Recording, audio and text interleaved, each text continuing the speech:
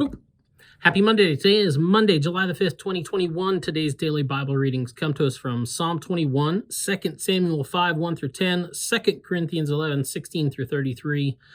Or you could have read Psalm 119, verses 81 through 88, and Ezekiel 2, 8 through 3:11. And then, once again, 2 Corinthians. I'm going to take a look at 2 Corinthians. For some reason, I'm having a hard time saying 2 Corinthians today. And I'm going to, want to talk about how, now you're talking my language. Because in this text, God is sending Ezekiel on a special mission to a special group of people. They were being real special to him at that time. And he says to him, you got to get prepared for this. You need to take my words. So literally gives him a scroll and tells him to eat it. And then he says, fill your stomach with it. And he says, okay, now that you're all full up of my word, I'm going to send you on this mission. He said, but here's the deal. I'm not sending you to people who, don't speak your language. I'm not sending you to a foreign country or some exotic place where the people don't know what you're saying. I'm sending you to my own people, to your own people who speak your own language.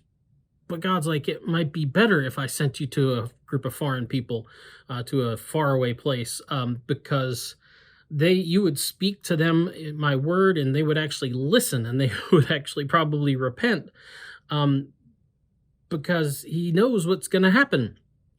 God says, it would be easier because I'm going to send you to your own people who speak your own language, and they're so stubborn and they're so stiff-necked. They've got such hard foreheads that they're just not going to listen to you.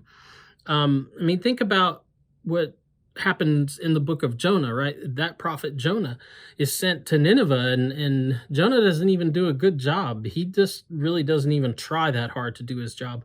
And the people still hear his message.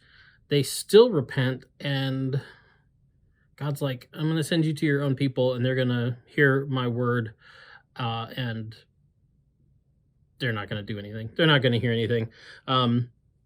It's kind of like when Jesus, says, woe to you, because, to these cities that he'd already ministered to, because he's like, if this had happened to you, to other cities, or to like Sodom and Gomorrah, the things that you've seen and the words that you've heard me speak, they would have repented, but you're so stubborn and stiff-necked. So Ezekiel's own people are too stubborn to hear this. They've got hard foreheads and stubborn hearts. And so this text is about God equipping his called, right? Which is interesting. It's the kind of the old proverbial saying that we like to use in the church. God doesn't call the equipped, he equips the called. And he calls Ezekiel and equips him to do this. He puts his word inside of him. And then he says, I'm going to give you one other really important piece of equipment, because you're going up against the people that are really stiff-necked, really hard foreheads, and you're going to butt heads. And so I'm going to give you a forehead that's as hard as stone, one that's like as hard as flint, so that you can really smack heads with them, because as stubborn as they are, you're going to have to be just as stubborn to proclaim this message. This is what you're going to need to get the job done. So be prepared to butt heads with your own stubborn people with this flinty, stony forehead, because you're going to need it.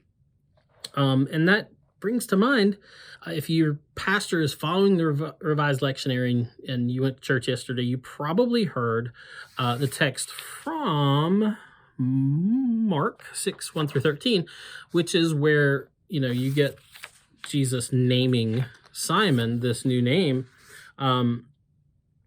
And he calls him Peter. And so Peter, that word Petrus, it's a word that means stone or stony or rocky, which is interesting because it's kind of like, he gives Simon this nickname. We remember him as Simon Peter, and we don't realize that this name Peter that we have is extracted from this Greek word. And God's literally saying to him, you're a stony kind of guy, and which is good, because that probably comes in handy later for Peter. Now, part of it is too, he's also sometimes as dense as a rock, even though, like yesterday's text, he gets it.